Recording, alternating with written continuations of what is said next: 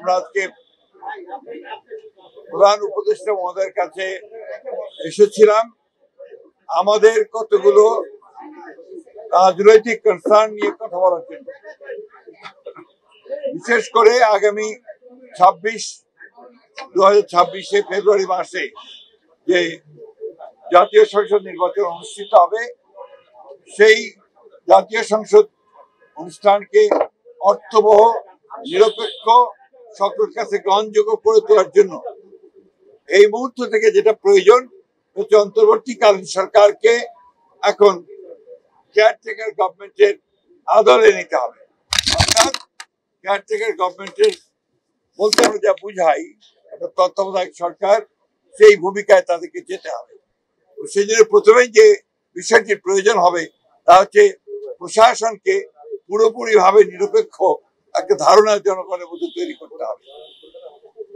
বিশেষ করে সেক্রেটারিয়েটে যারা এখনো আছেন, যাদেরকে চিহ্নিত ফ্যাসিস্ট দোষর বলা হয়, তাদেরকে সরিয়ে সেখানে নিরপেক্ষ কর্মকর্তা দেওয়ার জন্য আমরা বলেছি যে প্রশাসনেও, জেলা প্রশাসন বিশেষ করে, সেখানেও একইভাবে ব্যবস্থা গ্রহণ করতে হবে।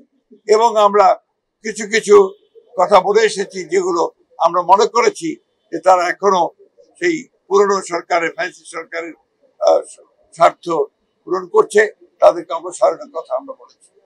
আমরা সেই সঙ্গে পুলিশের নিয়োগের ক্ষেত্রে বিশেষ করে যে সমস্ত আপনার নতুন করে নিয়োগ দেওয়া হবে বা আপনার পদোন্নতি দেওয়া হবে, সেই ক্ষেত্রে একদম নিরপেক্ষ অবস্থা নেওয়ার কথা আমরা বলে এসেছি।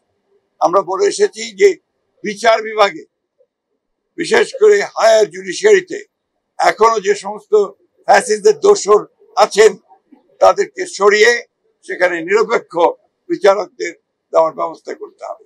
যদিও এটা জুডিশিয়ারি ব্যাপার, তারপর প্রধান উপদেষ্টা যেহেতু সবকিছু দায়িত্বে আছেন, তার কাছে আমরা আমাদের সেই কনসার্ন গুলো জানিয়েছি। এবং সরকারকে সম্পূর্ণভাবে নিরপেক্ষতা বজায় রাখার জন্য সরকারের মধ্যে যদি কোনো দলীয় লোক থেকে থাকেন, তাকে অপসারণ করার জন্য আমরা দাবি জানিয়ে এসেছি।